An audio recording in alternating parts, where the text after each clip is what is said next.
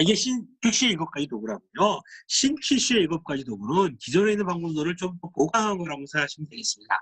일반적으로 퀴시의 7가지 도구는 수치화한 방법으로 풀이된 문제를 해결하려고 하는 개량적인 방법에 지금 포커스를 뒀다고 한다면, 개량적인 방법이라고 얘기하지만 사실 꼭 개량적인 방법만을 의미하는 것은 아니고요. 그렇지 않은 것도 포함합니다. 퀴시의 7가지 방법론은 언어적인 데이터를 분석을 해서 하는 정성적인 기법이라고 설명을 드릴 수가 있어요. 그래서 일반적으로 우리가 친화도법, 연관도법, 개통도법, 매트릭스법, 매트리스 해석, PDPC, 에로 방법, 이런 7가지 방법론을 씁니다. 꼭 7가지 방법은 여기에 맞춰서 살 필요 없고요. 이런 방법론을 통해서 먼저 언어적인 방법을 통해서 작업을 한다, 이렇게 생각하시면 되겠습니다. 하나하나 설명을 여러분들이랑 같이 진행할 생각입니다. 어피니티 다이어그램이라고 하는 건요, 진짜 많이 쓰는 방법이에요. 많이 쓰는 게 그룹핑하는 거라고 생각하십니다. 내가 언어적인 데이터를 쭉 모으고 나면 우리가 설문조사할 때 브레인스토밍을 통해서 무지하게 많은 리스트를 뽑잖아요. 쫙 뽑습니다. 일단 브레인스토밍 할 때는 누구한테 이렇게 막지 말고 무조건 늘어놓고 보는 거예요. 무조건 늘어놓고 보는 거예요. 무조건 늘어놓고 난 다음에 어떻게 되죠? 얘를 그룹핑해야 된다 그랬죠. 그룹핑하고 같은 놈을 또 묶어버려야 돼요. 그래서 어떤 놈 말이 안 되는 놈 빼기도 해야 되고 이런 작업을 합니다. 브레인스토밍 할 때 데이터를 이렇게 확장을 하죠. 확장으로 가는데 얘를 또 정리를 하는 단계가 있는데, 이 브레인스토밍 단계, 이 밑단계라고 한다면 친화도 단계, 이 밑에 단계라고 생각할 수 있습니다. 이 밑단 단계를 할 때 같은 것끼리 묶기도 하고 또 뭐죠? 같은 놈끼리 이렇게 그룹핑을 하기도 합니다. 이게 많이 어떻게 작업을 하냐면요. 그 사람들이 하는 거 보면 이제 포스트잇 같은 걸 이용한다고 해요. 포스트잇 하는 상관없어요. 그냥 칠판에다 쓰면 돼요. 칠판에다 이렇게, 저는 칠판에다 쓰는 걸 되게 좋아해요. 칠판에다 쭉 리스트를 써요. 쓰고 난 다음에 이제 얘를 묶어요. 그러니까 얘는 무슨 문제야? 무슨 문제야? 무슨 문제야? 무슨 문제야? 그럼 얘는 여기다 집어넣을까? 얘는 여기다 집어넣을까? 얘는 여기다 집어넣을까? 얘는 여기다 집어넣을까? 이 얘기하기다가 또 뭐죠? 그럼 얘하고 얘는 같은 내용이니까 뭉쳐서 하나로 말하는 게 어떨까? 얘하고 얘는 좀 저쪽 내용이 어떨까? 이런 얘기를 하게 됩니다. 그래서 브레인스토밍에서 아이디어를 쭉 내고 난 다음에 얘를 묶을 때 복잡해 보이는데 그런적인 언어적인 의미를 그룹핑하는 작업을 우리가 어피니티, 그러니까 친화도라는 비슷한 놈끼리 모아라는 얘기가 되는 거죠. 이런 친화도를 그리는 게 되게 도움이 될 때가 상당히 많습니다. 그래서 친화도를 그리는 작업은 자주 일어납니다. 즉 설문조사를 할 때도 마찬가지로 뭐죠? 그룹핑을 하게 되고요. 아까 말했던 시가와 다이그램을 하더라도 뭐죠? 그러니까 중간 문제를 이렇게 뽑을 때 뭐 해야 됩니까? 먼저 브레인스토밍으로 문제를 쫙 나열하고 난 다음에 그룹핑을 하죠. 그룹핑을 하고 난 다음에 그걸 뭐죠? 중간 줄기를 만들고 그 밑에다 세부 줄기를 집어넣게 됩니다.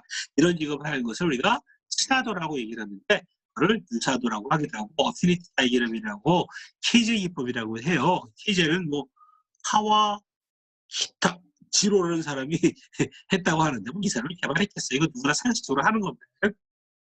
이런 여러 가지 이용을 씁니다. 근데 그룹핑하는 게 되게 중요하다는 거예요. 왜냐면 그룹핑, 사람은 어떤 능력을 갖고 있냐면요. 청핑해서 이해할 때 이해가 잘 됩니다. 쫙 늘어놓으면 잘 이해가 안 가요. 전화번호 외울 때도 뭐죠? 3425에 2334 그러면 4개, 이렇게 묶어야 이해가 되지 8개를 한꺼번에 외워라 그러면 잘 외워지지 않아요. 그래서 청킹하는 게 되게 중요합니다. 인간적에서. 그래서 혼돈 상태에서 모이는 다양한 아이디어를 유사성에 따라서 연관성을 그룹핑하는 방법이다, 이렇게 생각합니다.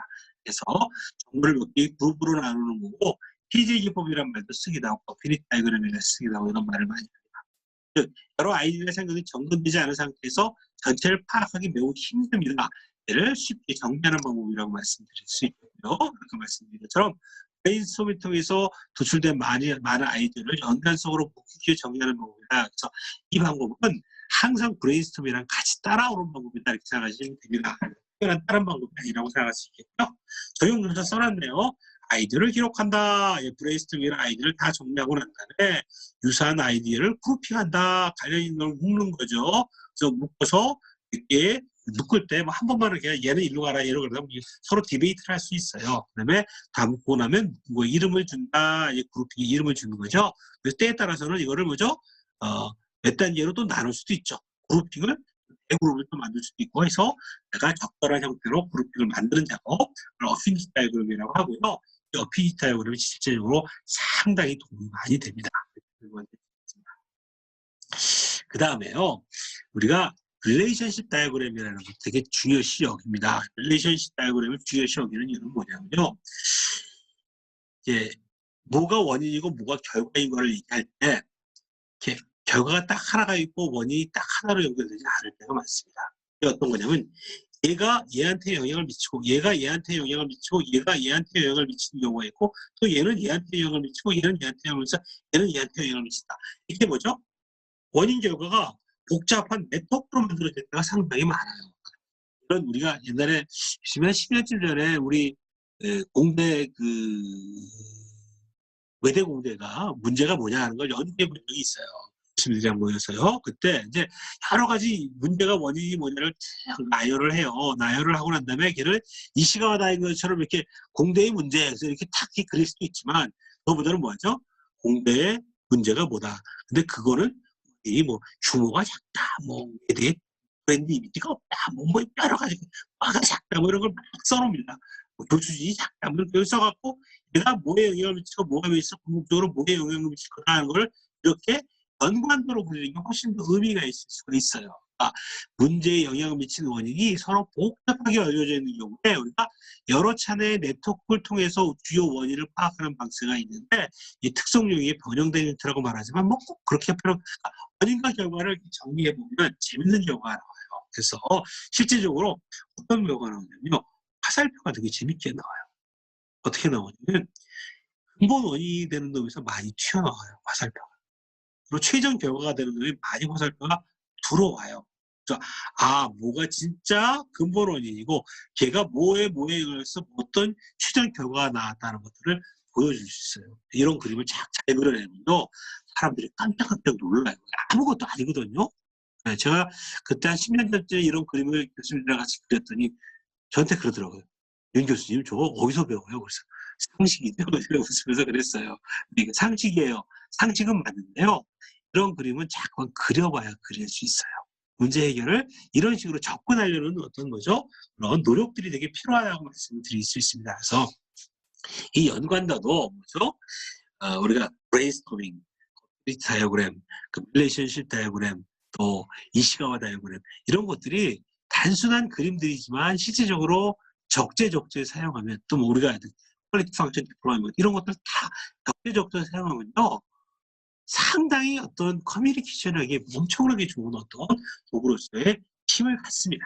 네, 그래서 릴레이션십 다이어그램이라고 하는 것은 원인과 결과의 관계를 설명하는데 약간 좀 어떻게 되죠?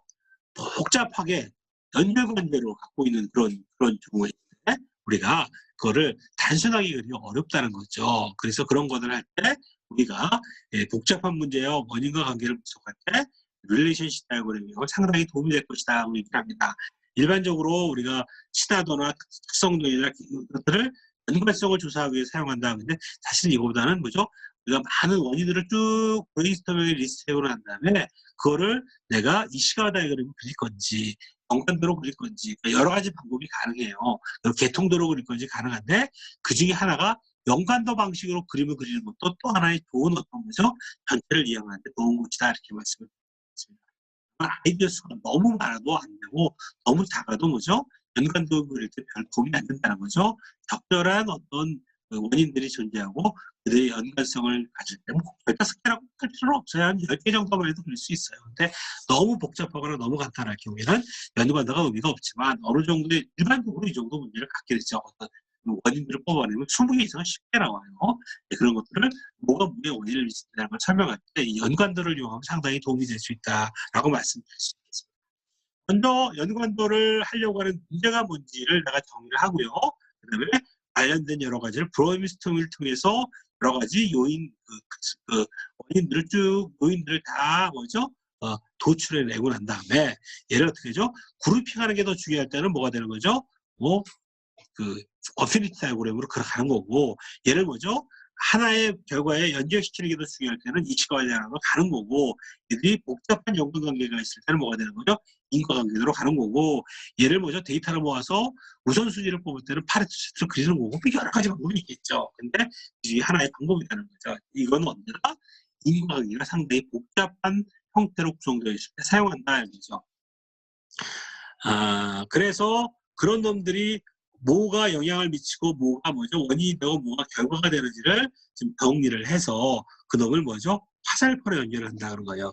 이렇게 그림을 그려고 나면 재밌는 경우가 나오는데 예, 이 어떤 이거마다 이렇게 그림을 그리다 보면 화살표가 많은 놈이 있다는 거예요. 나가는 화살표가 많은 놈이 뭐가 되는 거죠? 원인이 될 가능성이 높고요. 들어온 화살표가 많은 놈이 뭐죠? 최종 어떤 결과가 될 가능성이 높다는 겁니다. 그러니까 결과와 원인을 미리 다 알지 못할 때가 있어요. 그러다 보면 이런 그림들을 그려보면 아 얘가 핵심 원인이었구나. 아 얘가 최종적으로 이런 것들에 의해서 나오는 결과가 얘가 되는구나 하는 것들을 보여줄 수 있다는 거죠. 그래서 이 릴레이션십 다이어그램을 그리면 또 다른 차원의 어떤 원인 분석 결과를 우리가 이해할 수 있는 방법이 될 수 있다고 말씀드릴 수 있겠습니다. 그럼 개통도도 마찬가지예요. 개통도는 지난번에 우리가 뭐가 배우는 거죠? 뭐를 달성하기 위해서는 뭐가 되는지 이렇게 하이어라키컬하게 잘 설명이 가능한다면 우리가 트리 다이어그램이라고 그러죠. 뭐 밑에 뭐 이렇게 쭉 펼쳐할 수 있으면 되게 우리가 체계적으로 뭔가를 분석하기가 되게 편해요. 목표를 달성하기 위해서 그 결과가 뭔지를 체계적으로 전개할 수 있다고 한다면 트리 다이어그램을 그리기 좋습니다. 일반적으로 뭐죠? 뭐 DSC 이런 거죠. 뭐 DSC 재무적 뭐죠? 고객 뭐 이렇게 나누고 그다음에 또 이 재무적은 뭐는 이 밑에 또 이렇게 나눌 수 있으면 우리가 쫙 체계적으로 이렇게 들어갈 수 있으면 되게 좋죠.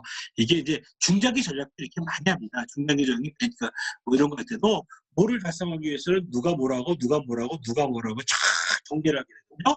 이렇게 일목요연하게 정리할 수 있으면 얘를 달성하기 위해서 우리가 뭐를 할 거고 그 작업하는 사람은 누구한테 그 공헌을 하고 있다는 걸 볼 수 있기 때문에 개통도로도 상당히 도움이 될 때가 있습니다. 그러니까 이건 무슨 말이냐면 이 것들이 갖고 있는 특성에 따라 다른 거예요.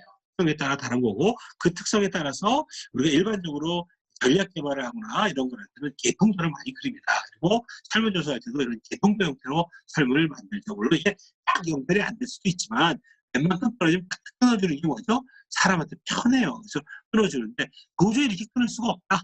완전히 얘가 네트워크 형태로 연결돼 있다. 그럼 뭐가 되는 거죠? 릴레이션십 다이어그램을 그리는 게 맞습니다. 목적에 따라 달라진다는 말씀을 드릴 수 있겠죠. 이런 개통도 같은 것들이 상당히 많이 사용됩니다. 개통도라는 게 우리가 시스테마틱 다이어그램이라고 말한다고 하는데 이런 말 쓰기보다는 트리 다이어그램이라는 말을 많이 쓰는 것 같아요. 네. 설정된 목표를 달성하기 위해서 목적과 수단으로 연결된 형태로 전개할 수 있을 때, 즉 아까 뭐라고 그랬죠 제가? 예, 그러니까 중장기 전략을 부서별 전략으로 전개하고 팀별 전략으로 전개할 때 이런 개통도를 많이 씁니다. 적으로 많이 쓰거든요. 목표를 달성하기 위해서 수단이 뭔지를 결정하고 그 수단을 위해서 더 밑으로 내려가는 하위 수단이 뭔지를 설명하려고 할 때 우리가 이 개통도를 이용해서 사용하는 경우가 상당히 많다. 의견이라 해서 이를 전개를 할 때, 어떤 것들을 해결하는 걸 전개할 때 우리가 개통도를 이용한다 이렇게 생각을 합니다. 해결할 문제나 목표를 명확하게 정리를 했을 경우에 그리고 그것들을 달성하기 위한 밑에 수단들이 뭔지를 쭉 정리를 하게 되겠죠. 이것들은 이제 사실은 뭐 브레인스토밍을 할 수도 있고 그 아래 부서에서 얘기를 해요. 이걸 달성하기 위해서 우리 무슨 뭐를 할 수 있겠습니다. 이걸 정리하라고 하죠. 왜냐하면 이 부서가 모든 걸 다 알 수가 없어요. 해결할 수 있는 부서가 알 수 있으니까 어떤 전략 목표를 달성하기 위해서 어떤 실행 계획을 짜야 된다는 걸 할 때도 마찬가지예요. 그 실행 계획을 전략 부서가 다 짜지 못해요. 우리 전략 목표가 이렇게 됩니다. 한 20개 정도를 만들면 그 전략 목표를 달성하기 위해서 너희 부서는 뭘 할 건데 그러면 각 부서마다 자기 실행 계획을 짜집니다. 그리고 그런 실행 계획을 하면 이런 전략 목표가 달성할 수 있습니다. 이런 걸 정리를 하게 되거든요. 이렇게 하위 단계의 것들을 정리를 하게 되겠죠. 그래서 상위 레벨에 있는 것들을 어떻게 달성할 수 있을까 하는 것을 다시 질문한다는 건 뭐죠? 우리가 캐치볼이라고 해서 위에서 결정하면 아래에서 이런 거가 되면 얘가 될 수 있나 없나를 왔다 갔다 이렇게 확인할 수 있도록 그렇게 하게 작업을 하게 되겠죠. 그래서 상위 단계의 목적을 달성하려면 그 밑에 하위 단계가 필요한지 아닌지 이런 걸 잘 정리를 해서 우리가 만들어내면 최종 목적을 달성하기 위해서 어떤 것들이 달성될 수 있을 것인가 하는 것들을 잘 정리할 수 있겠습니다. 우리가 이제 그 서브콜도 마찬가지인 거죠. 우리가 서브콜 같은 경우에 5개의 어떤 큰 항목이 있죠. 신뢰성, 그죠? 대응성, 확신성, 공감성, 그죠? 유용성을 달성하려고 한다면, 그럼 신뢰성을 달성한다고 하는 것은 어떤 질문을 던져야 될까는 멀티 퀘스천을 다 있잖아요. 그런 식으로 만들 때 바로 뭐가 되는 거죠? 개통하시 위의 목표를 달성하기 위해서 아래 뭐가 있느냐 하는 것들을 설명하게 되는 거죠. 이게 완벽하게 일치될 수는 없어요. 그렇지만 어떻게 하면 많은 경우에 우리가 이것들을 너무 복잡한 네트워크 형태로 만들어 버리면 물론 많은 걸 설명할 수는 있겠죠. 설명할 수 있겠지만 실질적으로 그거를 뭐하죠? 적용할 때 어려움이 많습니다. 그래서 어느 정도 개통도로 설명할 수 있다고 하면 여기에서 설명할 수 있고 저기 즉 22개의 서브 파라목이 그럼 꼭 얘가 신뢰성에만 설정되고 얘가 그러면 저 공감성에는 하나도 적용이 안 되냐? 얘가 확신성에만 들어가고 지금 공감성에 적용이 안 되느냐? 꼭 그렇지 않을 수도 있어요. 약간의 관계가 있을 수도 있습니다. 근데 가능하면 논리적으로 걔가 어디에 수속되는지를 이렇게 정리할 수 있다면 매우 뭐죠? 관리하기가 편해집니다. 그래서 때에 따라서는 웬만하면 어느 정도 관계가 있다고 생각할지라도 구분해낼 수 있다면 그 구분해서 관리가 더 편하다면 형도적인 점으로 우리가 전제를 해나가서 문제를 해결하는 게 상당히 도움이 될 때가 있습니다. 그래서 이게 딱 부러지게 얘는 개통도로 가야 된다. 딱 부러지게 얘는 뭐 그 관계도로 가야 된다. 이런 거는 없습니다. 그렇고 그건 누가 결정하는 겁니까? 디시전 메이커나 분석하는 사람이 이 상황에서 개통도를 썼으면 좋겠다. 개통도를 쓰면 됩니다. 그런 경우에 사실은 룰리지언 다이어그램 많이 그러지 않아요. 그걸 진짜 복잡하게 쓰고요. 다른 경우에 우리 개통도 개념으로 하이어라키컬하게 작업해 들어갑니다. 왜냐하면 인간이 하이어라키컬하게 작업하는 게 훨씬 더 뭐죠? 관리가 편해요. 네, 그래서 우리가 개통들을 중심으로 많은 부분을 작업을 한다 이렇게 생각하시면 되겠습니다. 예, 매트릭스 도는요, 우리가 지난번에 했던 QFD의 그 안에 부분이랑 비슷하다 이렇게 생각하시면 되겠습니다. 사실은 매트릭스 도라는 것은 이렇게 매트릭스를 만드는 거예요. 매트릭스를 만들어서 왼쪽에는 내가 달성하고 싶어 하는 거고요. 오른쪽에는 그걸 달성하기 위해서 해야 되는 how라고 했었죠. what이라고 한다면 여기 how가 되는 거죠. 우리가 QFD에서는 이걸 뭘 갖고 있었죠? 이게 이제 고객 요구사항이라고 하면 그걸 달성할 수 있는 엔지니어링 커넥터리스틱이었잖아요. 그래서 우리가 이제 뭐를 달성하기 위해서 어떤 방법을 쓸 것인가를 설명할 때 그거를 한눈에 볼 수 있도록 이제 매트릭스를 만들어서 보면 상당히 도움이 된다 이런 얘기들을 많이 하고 있습니다.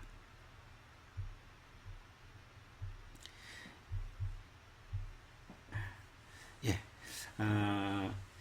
매트릭스에 대해 설명을 드리겠습니다. 이제 매트릭스 도는 사실은 이제 QFT랑 매우 유사한 것이다 이렇게 설명을 드릴 수 있어요.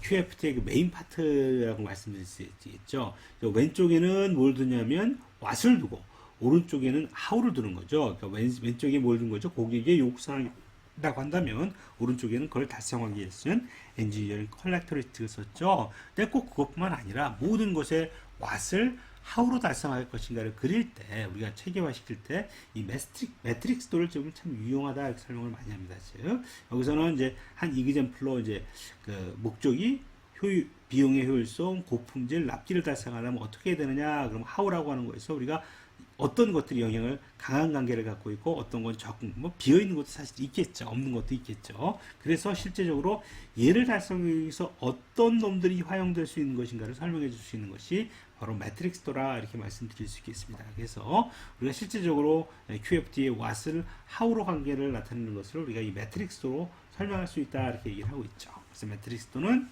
두 개 또는 그 이상의 특성, 기능, 아이디어들의 집합에 대한 정보를 행렬 형태로 표현하는 기법이다. 배치된 표현에서 각 요소의 유무 정도를 표시함으로써 작상의 포인트를 얻고 문제 해결하는 과정을 말할 수 있다. 이렇게 얘기를 하고 있네요. 이게 뭐 매트릭스도는 일반적으로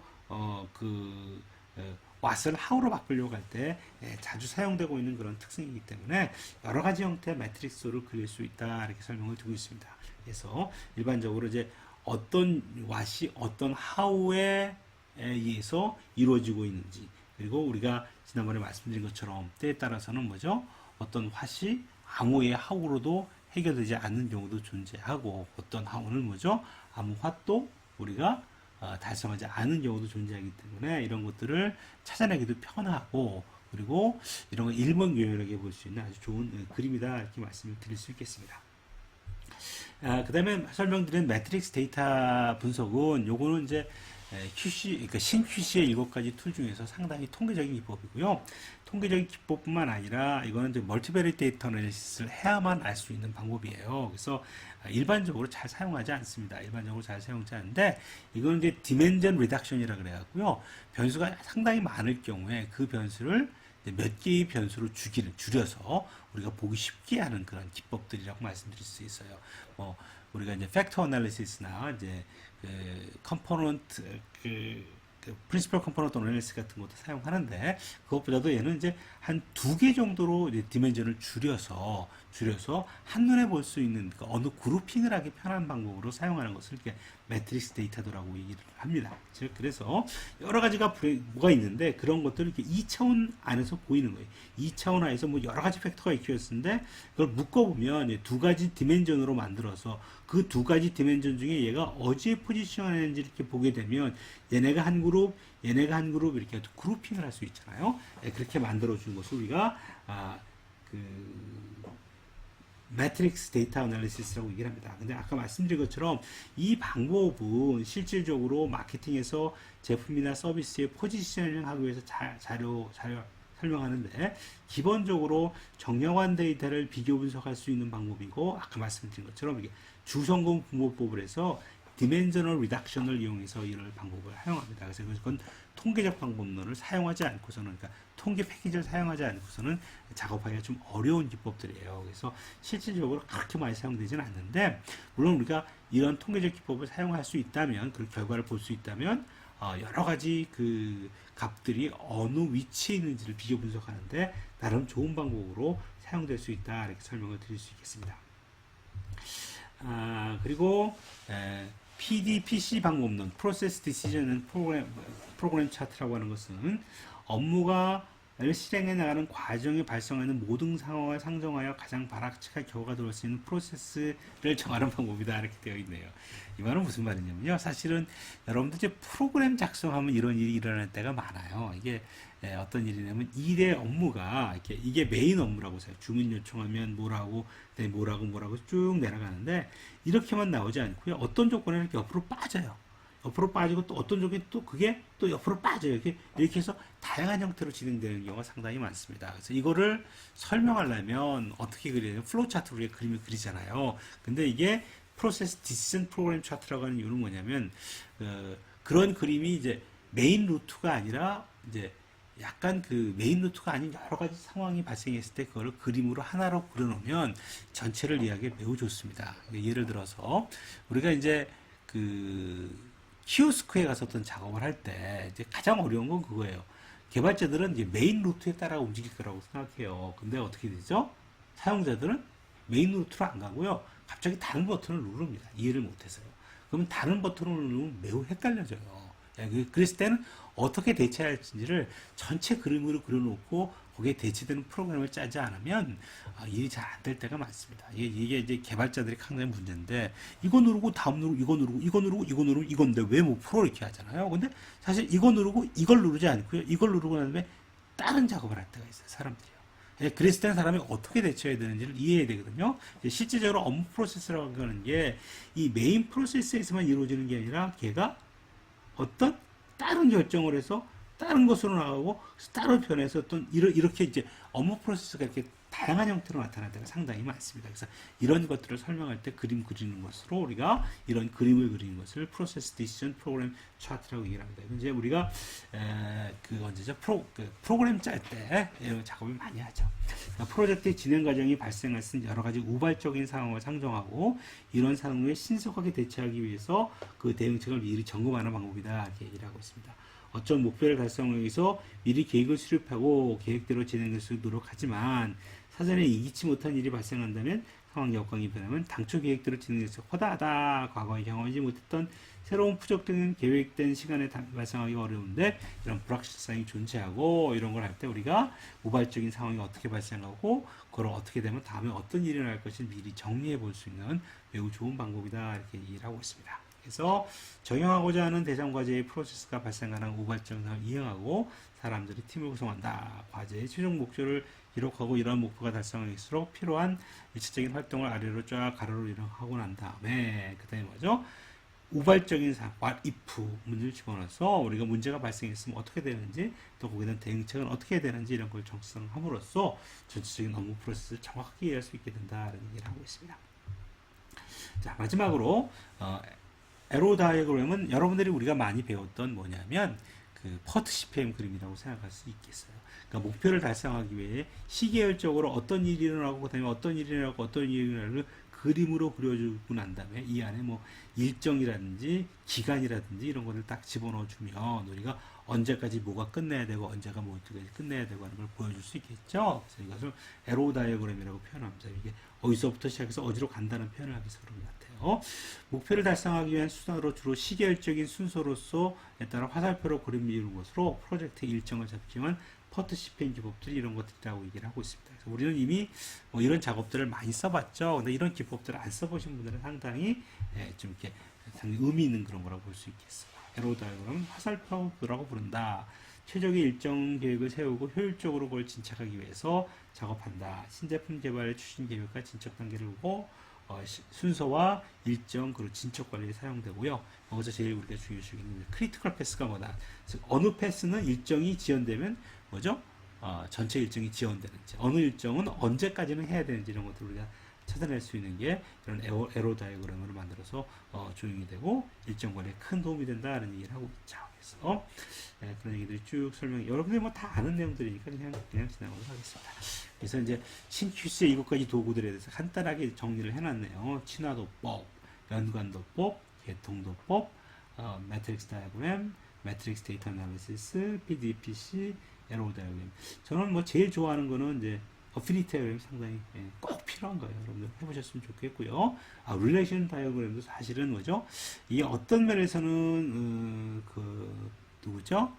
그 이시카와 다이어그램이 비슷하다고 볼 수 있지만 이시카와 다이어그램은 이 원들 간의 인과관계를 이렇게 또 설명 못 하잖아요. 근데 그거를 잘 설명할 수 있어요. 그래서 연관도법 같은 것도 잘 그려주면 상당 도움이 많이 되고요. 그러니까 개통도법은 실질적으로 뭐죠? 어떤 문제를 전제할 때 상당히 많이 사용되는 그런 기법이다 이렇게 말씀드릴 수 있겠습니다. 매트릭스 다이어그램이라고 하는 것도 역시 뭐 우리가 실질적으로 뭐 QFT를 써왔기 때문에 알지만 상당히 많이 사용되는 기법이고요. 마지막에 여기 있는 뭐 에로 다이어그램, 퍼트 CPM 같은 경우는 이제 우리 일정 기획 프로젝트에서는 상당히 많이 쓰이는 그런 기법이다 이렇게 설명드릴 수 있는 것 같습니다. 그래서 이런 그 QC의 7가지 툴이나 신QC의 7가지 툴은 매우 단순합니다. 단순한데도 생각보다도 이 방법론을 잘 이용해서요. 팀이 모여서 어떤 작업을 하고 그 결과를 잘 요약해 보면요. 다른 사람들이 하지 못하는 파워풀한 어떤 그런 설명력을 가져요. 특히 가장 중요한 부분은 모든 게 시각적으로 보일 수 있고요. 또 많은 것들을 데이터를 기반으로도 분석할 수 있기 때문에 이 시각적인 능력과 이 데이터를 설명할 수 있는 능력이라고 하는 것이 매우 상식적임에도 불구하고 사실 많은 문제는 상식으로 풀려요. 상당히 어려운 뭐 수학이나 어려운 통계나 어떤 어려운 모델링으로 푸는 거는 전체 문제의 5%나 10%밖에 안 될지도 몰라요. 대부분의 문제의 80%나 90%는 뭐죠? 이런 단순하지만 시각적이고 정량적인 데이터를 분석함으로써 문제를 해결할 수 있는 것가 많습니다. 그래서 이 방법론들을 여러분들이 많이 활용할 수 있고 자유자재로 활용할 수 있는 능력을 갖게 된다면 큰 어떤 그런 역량을 갖고 있는 그런 문제라고 저는 생각할 수 있습니다. 그래서 이 부분에 대해서 나름 저는 이제 되게 중요한 이슈들이라 이렇게 설명을 합니다.